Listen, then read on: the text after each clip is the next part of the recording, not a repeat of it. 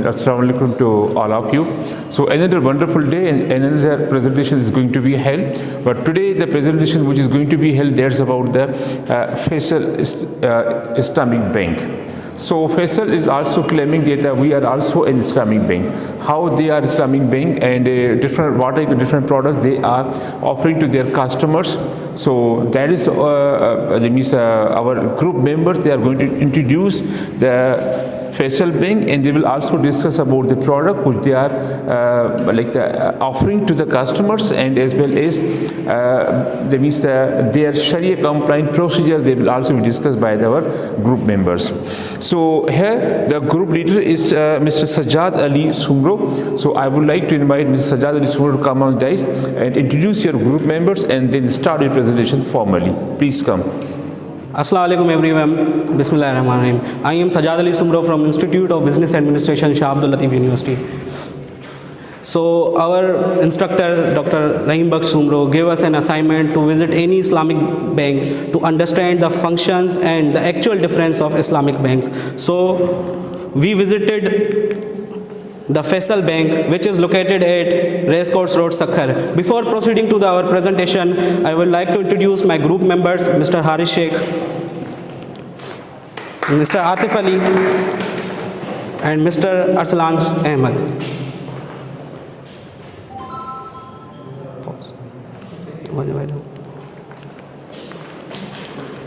Contents we are going to cover in this presentation is introduction, mission and vision of this Faisal Bank, robust progress towards the Islamic conversation, and the product and services. So Faisal Bank Limited was incorporated in October 3, 1994 as a public limited company. The parent company of Faisal Bank is Ehtimar Bank BSE, is a Bahrain-based Islamic retail bank. Mr. Yusuf Hussain is the president and CEO of the Faisal Bank. Faisal Bank Limited Islami has total 700 branches in 270 plus cities across all over the Pakistan and 630 plus ATMs. Faisal Bank delivered a solid financial result for 2022, reporting 38% increase in their net profit. It has total deposits of 782 billion rupees. PECRA, which is known as Pakistan Credit and Rating Agency, maintain the short-term and long-term entity of Faisal Bank as are AA and A1 plus. In 2019, it covers the biggest expansion in our history by opening 100 plus new branches. In 2022, conversion to a full-fledged Islamic bank, it is the biggest achievement in the history of Pakistan to bank going to be a full-fledged Islamic. We received 7 global diversity, equity and inclusion awards, over 811 staff, dedicated staff members and 1520 females. The vision of the company is to be the leading Islamic bank in Pakistan, and the mission is to achieve leadership in providing Sharia compliant financial services with customer care, employee and focus at the heart of our business ethos, together with innovation and technology. So the robust progress towards Islamic conversion, we can see the graph. In 2017, the bank is not totally converted into Islamic. The advances, which means जो हमारे advances होते हैं, जो हम like bank lend करती है पैसे दूसरों को अपने programs के लिए, like इनका अपना financial programs हो गए, इनके housing scheme हो गए, उनके एक advances में return में आपको वाजिया फ़र्क आ रहा है progress से. इनके deposits check करें, 48.9% बढ़ गए. इनकी ब्रांच नेटवर्क जो था इनका, वो इनका इंक्रीज़ हुआ है 48 से 86%, और PAT जो इनकी 8.5% थी वो 30.4% हो गई. PAT means profit after tax, इनका 30% इंक्रीज़ हो गया. 2020 इनके लिए एक रिवार्डिंग ईयर था, जो उनकी global diversity and inclusion awards थे जो उन्होंने 7 रिसीव किए थे, वो इनकी बेंचमार्क अवार्ड्स थे, जिसमें इनका proactive structure, proactive vision, progressive recruitment and development, progressive leadership and progressive social responsibility, ये इन्होंने अवार्ड रिसीव किए थे. So further, I would like to call Mr. Atif Ali to give you a brief introduction of the product of the Faisal Bank. With the gracious name of Almighty Allah, who is the most merciful and the most beneficent, respectable teacher and my dear class fellows, Assalamu alaikum. Today my presentation topic is the product of Faisal Islamic Bank. Faisal Islamic current account. Current account एक ऐसा account है जिसमें ना कोई profit का आपको डर होता है, ना कोई लॉस का डर होता है, ना कोई प्रॉफिट मिलता है, ना कोई लॉस होता है आपको। इसमें आप जितने पैसे आप रखवाएंगे उतने ही आपके होंगे। फैसल इस्लामिक बैंक आपको PKR में भी ऑफ़र करती है करंट बैंक, और डॉलर्स में भी, मतलब फॉरेन करेंसी लाइक डॉलर्स वगैरह में भी। अगर आप PKR में खुलवाएंगे तो कम से कम 100 रुपीज़ आपको अपने अकाउंट में जमा करवाने होंगे अकाउंट ओपन करते वक्त। अगर आप US डॉलर में करेंगे तो कम से कम 500 US डॉलर्स आपको जमा करवाने होंगे। अच्छा, और फॉर एग्जांपल आपका अकाउंट फैसल बैंक में आपका अकाउंट सक्खर में है तो आप कराची से भी उसे ऑपरेट कर सकते हैं। Number 2, Faisal Islamic saving account. Saving account एक मतलब ऐसा है कि अगर आप अपने इन्वेस्टमेंट पे कॉम्पिटिटिव रिटर्न चाहते हैं तो आप इन्वेस्टमेंट कर सकते हैं इसमें कोई भी सूद वगैरह नहीं है, क्योंकि इस्लामिक बैंक है ये एक इंडिविजुअल के लिए और बिजनेस जो बिजनेस करते हैं उनके लिए एक अच्छा एक सूटेबल सॉल्यूशन है कि वो अपने इन्वेस्टमेंट पे अगर अच्छा रिटर्न चाहते हैं तो सेविंग अकाउंट बनवा लें। फैसल इस्लामिक रहमत बिजनेस अकाउंट। रहमत बिजनेस अकाउंट ये बिल्कुल इस्लामिक रूल्स के तहत बनी हुई है, इसमें कोई भी सूद वगैरह नहीं है। अच्छा, अगर आप रहमत बिजनेस अकाउंट बना रहे हैं तो इसमें ये होगा कि अगर कस्टमर मंथली अपना एवरेज रखेगा 50,000 से 1 लाख तक तो बैंक उसे फ्री चेक और फ्री पे ऑर्डर वगैरह प्रोवाइड करेगी। अगर उसका मंथली एवरेज जो है 10 लाख से 30 लाख होगा तो वो अगर किसी भी ATM वगैरह से, जैसे अगर फैसल बैंक में हमारा अकाउंट है हम HPL से निकलवाते हैं तो टैक्स लगता है। अगर यहाँ पे कस्टमर अपना 10 से 30 लाख एवरेज रखता है मंथली तो अगर वो किसी और ATM को यूज़ करेगा तो उसका कोई टैक्स नहीं है। अगर फैसल बैंक से किसी और बैंक में ट्रांसफ़र करेगा भी उसे कोई टैक्स नहीं लगेगा और उसे फ्री गोल्ड वीज़ा दिया जाएगा।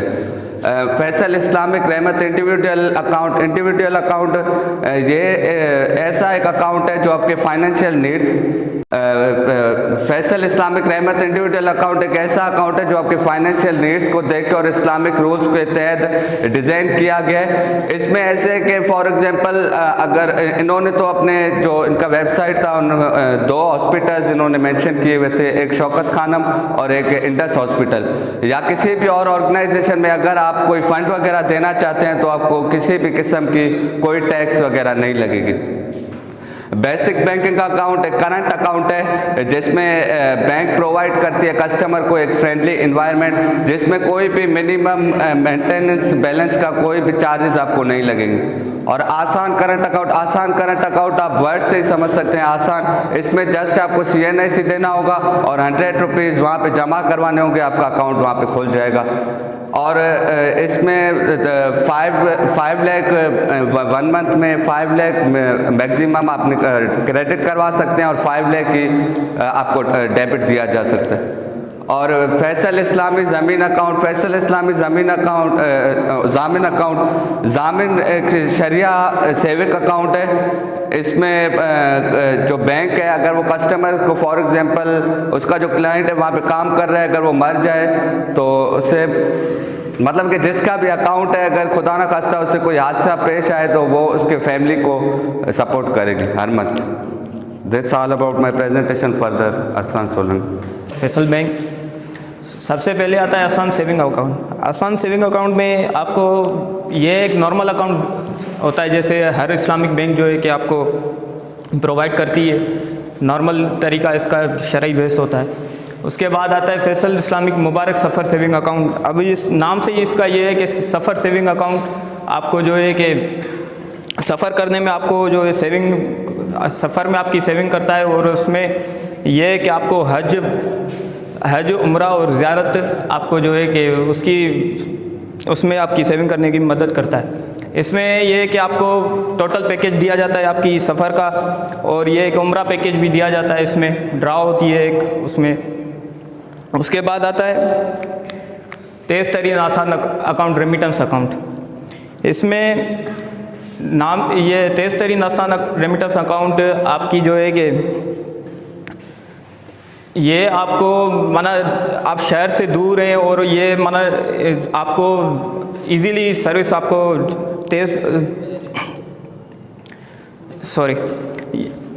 ये तेज़ तरीन आसान अकाउंट आपको जो है कि आपको क्विकेस्ट सर्विस देता है आपको। जी सर। जी जी, तेज़ तरीन आसान अकाउंट आपको क्विकेस्ट सर्विस देता है अपनी नेशन वाइड के हिसाब से। उनकी 700 प्लस ब्रांचेस आती हैं, वो आपको क्विकेस्ट डिलीवर आपको सर्विस और प्रोडक्ट आपको डिलीवर करता है। उसके बाद आता है Faysal Islamic life saving plus account.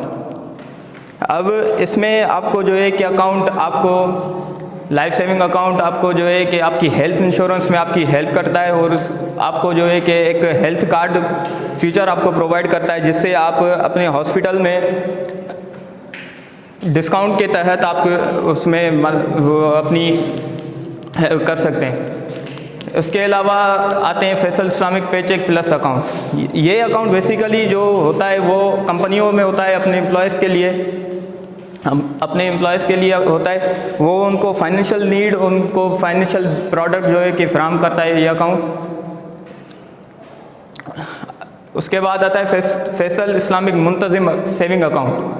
Muntazim saving account आपको जो है कि ये आपको सेविंग करने में आपकी हेल्प करता है और आपको रिटर्न, हलाल रिटर्न भी फराहम करता है अपने डिपॉजिट के ज़रिए, इन्वेस्टमेंट के ज़रिए। उसके बाद आते हैं Faysal Islamic Manazil account. Manazil account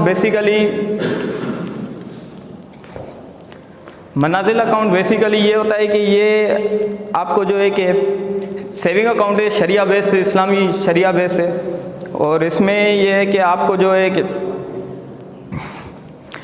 future में मीडियम टू लॉन्ग टर्म के लिए, फाइनेंशियल नीड्स के लिए आपको जो है सेविंग करने में आपकी हेल्प करता है। जैसे कि चाइल्ड मैरिज हो गई, अपनी वो चाइल्ड मैरिज हो गई, रिटायरमेंट हो गई, हज हो गया, उसमें आपकी हेल्प करता है ये अकाउंट। बाकी further I will call to mister Haris for to continue. My name is Mohammad Haris. I am from BBA Shah Abdul Latif University, Airport. So today my topic is the services of Faisal Bank that they are offering. So first one we have the personal finance. Personal finance में क्या होता है कि ये शरिया based compliance है। इसमें क्या होता है कि जो फैसल बैंक है वो वर्क करती है तवर्रुक के बेस, तवर्रुक के स्ट्रक्चर पे। तो इस स्ट्रक्चर में क्या होता है कि फर्स्ट जो है फैसल बैंक वो सिर्फ हमारे से चार्ज करती है प्रोसेसिंग फ़ीस जो है 7000। उसके बाद वो फैसल बैंक जो है वो जो आपकी नीड्स है उसके मुताबिक आपको लोन देती है। उसमें जो रिटर्न होता है वो 0% चार्ज करती है, सिर्फ आपसे वो चार्ज करती है प्रोसेसिंग फ़ीस। इसका जो टेन्योर होता है वो 1 to 4 years होता है और जो उसकी लिमिट है वो है 5,000 to 4 लाख रुपीज़। तो सेकंड हमारे पास है Faisal car finance. Car finance जो है वो वर्क करती है मुशारका के बेस पे। तो मुशारका जो इस्लाम में स्ट्रक्चर है वो है शराकत, उसका मतलब है शराकत। तो शराकत में ये करती है कि जैसे अगर आपको कार चाहिए तो फैसल बैंक क्या करेगी कि 50% अगर आपके पास अमाउंट है आपके पास कार की, तो 50% आपसे लेगी और 50% अपने उधर से पे करेगी ओनर को जो कार सेल कर रहे हैं। तो उसके बाद क्या करती है, कार को आपकी ओनरशिप नहीं देती, सिर्फ वो कार आपको लैंड पे देगी बैंक। तो जो लैंड पे देगी, जो 50% आपका प्रपोर्शन है वो तो आपको पे नहीं करना फैसल बैंक को। जो 50% बैंक ने पे किया हुआ है ओनर को कार के, वो आपको लैंडिंग उसकी आपको करनी है सिर्फ उसमें। इसलिए इसमें कोई इंटरेस्ट नहीं है, ये शरिया कंप्लायंस बेस है और ये बिल्कुल हलाल वे है कार फाइनेंसिंग का। तो उसके बाद हमारे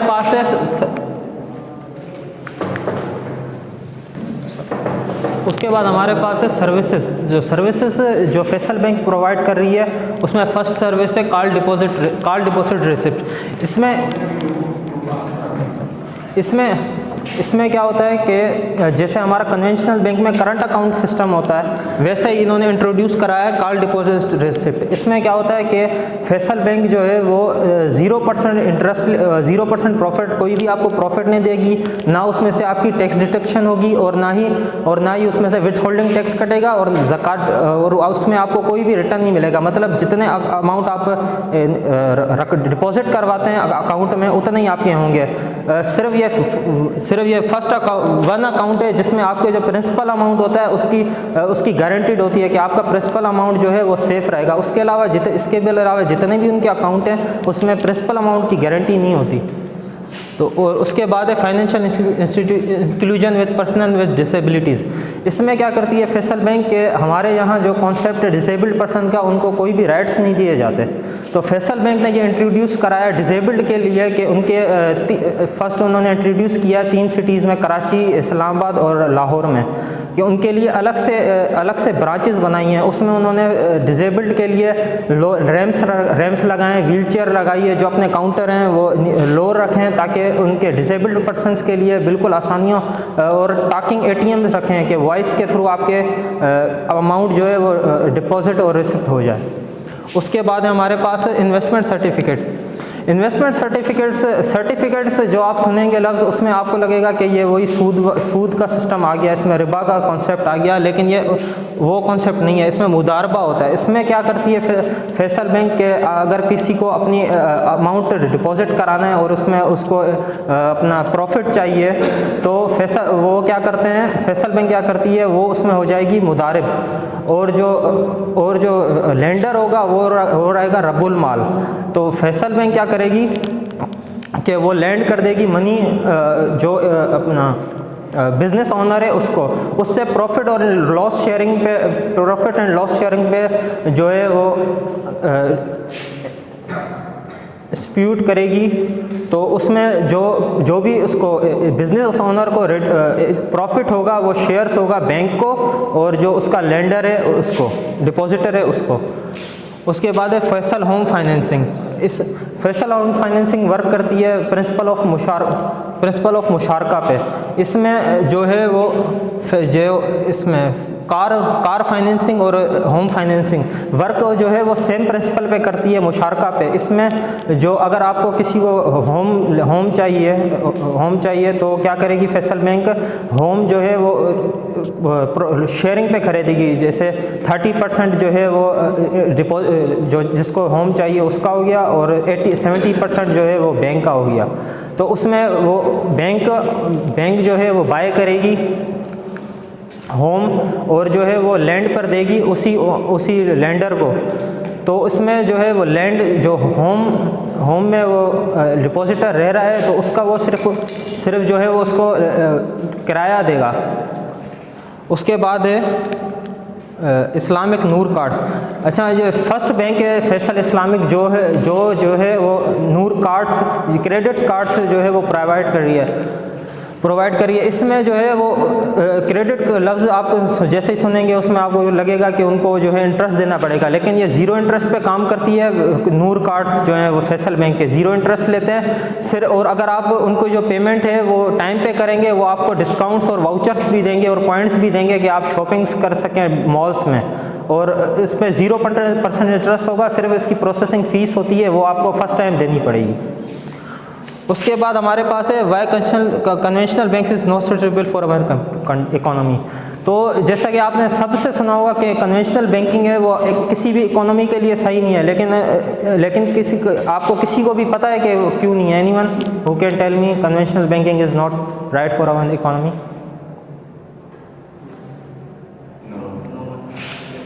Yes, please. Conventional banking is not right in the sense that it makes poor the more poorer and it makes rich more rich. Like supposing a person needs money, Yes. he will go to the bank to have the money, but bank will charge an interest. Yes. So now they don't have to pay the principal amount, also they have to pay the interest. So it becomes more liability for the person who has this large point to have some money. So he is not only paying the principal amount along with the Interest. It becomes a huge burden for that person. So he has can you tell me about the depositor who are depositing the money? How this destroys? Yes. So in Islam, there is a concept of Without riba. I am not talking about here riba. Anyone would. Yes. So in Islam, they their money on those who have less money. But when the bank provide the deposit option to the people, they are more likely to invest in the bank. They are more likely to deposit in the bank rather than helping people with that same money. So it's making it like they are storing their money and not helping people. So in that case, ethically or in Islamic sense, it's also not. Yes. Now I am telling that suppose I am depositor who want interest on my amount in conventional banking. तो मैं अगर कोई भी company अगर कोई भी मैंने bank को पैसे दिए जो मेरे को इंटरेस्ट चाहिए, बैंक क्या करेगी, मेरे को भी इंटरेस्ट देगी, अपना प्रॉफिट रखेगी, उसके बाद लैंड कर देगी जैसे 30% पे 20% पे। तो अगर सपोज़ मैं ये पेपर बनाने वाली कंपनी भी बनाता हूँ, तो अगर मुझे 1 लाख रुपीज़ चाहिए तो मैं क्या करूँगा कि मेरे को पहले इसकी कॉस्ट चाहिए, उसके बाद मेरे को इंटरेस्ट अपना निकालना है, प्रॉफिट अपना निकालना है, उसके बाद बैंक का निकालना है। तो ये हो जाएगी अगर जो है वो इससे क्या होती है, ओवर इन्फ्लेशन हो जाती है कि इसकी कॉस्ट जो है वो ओवर प्राइस हो जाएगी और जो लेंडर है उसको सिर्फ उसका 2% मिलेगा। लेकिन जो इस्लामिक बैंकिंग है उसका जो कॉन्सेप्ट है वो इससे बिल्कुल मुख्तलिफ है। उसमें क्या होता है कि आपको प्रिंसिपल अमाउंट पे शेयर नहीं मिलता, उसमें आपको मिलेगा जो आपका प्रॉफिट है उसमें। अगर ये कंपनी है वो कितना भी अपना प्रॉफिट बढ़ा ले, उससे क्या होगा कि जो लेंडर होगा उसका भी प्रॉफिट मार्जिन बढ़ जाएगा। तो जितना उसका अगर जितनी भी महंगाई हो जाए उसको उसका रिटर्न मिल रहा है, भले ये पेपर की कॉस्ट जितनी भी बढ़ जाए उसी हिसाब से उसका प्रॉफिट बढ़ जाएगा, वो इस कैपेबल होगा कि इसको ख़रीद सके। इस वजह से जो इस्लामिक बैंकिंग का कॉन्सेप्ट है वो बिल्कुल ही कन्वेंशनल बैंकिंग से मुख्तलिफ है। तो अगर ये भले इसमें कॉस्ट जितनी भी बढ़ जाए, जो डिपॉजिटर होता है जो लैंड कर रहा है मनी बैंक को, तो उस पर कोई फ़र्क नहीं पड़ेगा कि कितनी भी ओवर इन्फ्लेशन हो जाए हमारी कंट्री में। So that's all about it. आप थोड़ा साइड हो जाएंगे, हारिस अपनी स्लाइड ओपन करें सर्विस वाले। हाँ, इसमें थोड़ी करेक्शन करनी है। फैसल कार फाइनेंस की जो सर्विस है और फैसल होम फाइनेंस की है वो डिमिनिशिंग मुशारका है। सिर्फ मुशारका ये ब्रॉड टर्म हो जाएगा, ठीक है, तो ये डिमिनिशिंग मुशारका में आ जाती है। और आप वेरी फर्स्ट स्लाइड इंट्रोडक्शन वाली ओपन करें सजाद।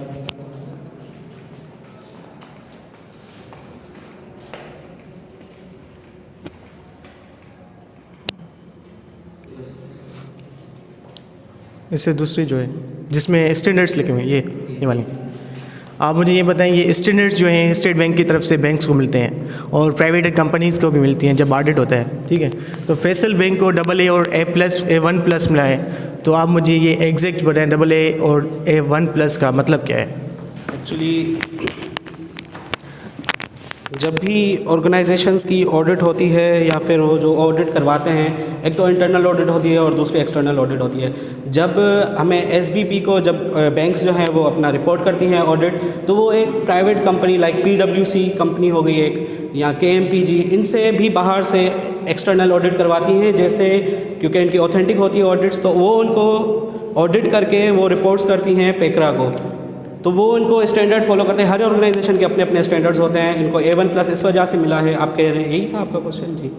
तो इनको AA और A1+ इस वजह से मिला है क्योंकि पाकिस्तान में इस वक्त कोई भी ऐसी बैंक नहीं है जो फुली इस्लामिक हो, और इनके प्रॉफिट मार्जिन्स देखा जाए जो इन्होंने 2 सालों में प्रोग्रेस की है वो लाइक 20% से 80% तक लाइक इनका इंक्रीज़ हुआ है इस्लामिक में कन्वर्जन के बाद। तो उसी वजह से इनको AA और A1+ इनको रेटिंग हुई है।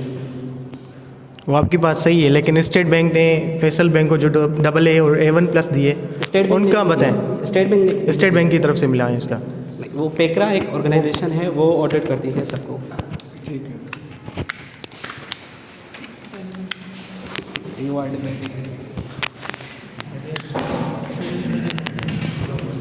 यार ये मुझसे ही करे जा रहे हैं सवाल यार, बस करो ना, क्या मसला है? तू भी जवाब दे, कोई अगर समझ आ रहा है तो। मेरी स्लाइड में जी मेरा बेसिक ये क्वेश्चन था कि आपने यहाँ पर जो है फैसल बैंक की जो डिफरेंट प्रोडक्ट्स और सर्विसेज बताई हैं, सही है। तो इन प्रोडक्ट्स में और सर्विसेज में डिफरेंट क्या है? जो अकाउंट होता है उसको आप सर्विस कंसीडर करते हैं या प्रोडक्ट, और जब वो पैसे दे रहे हैं तो आप उसको प्रोडक्ट कंसीडर कर रहे हैं या सर्विस कंसीडर कर रहे हैं, जैसे वो फाइनेंसिंग कर रहे हैं तो?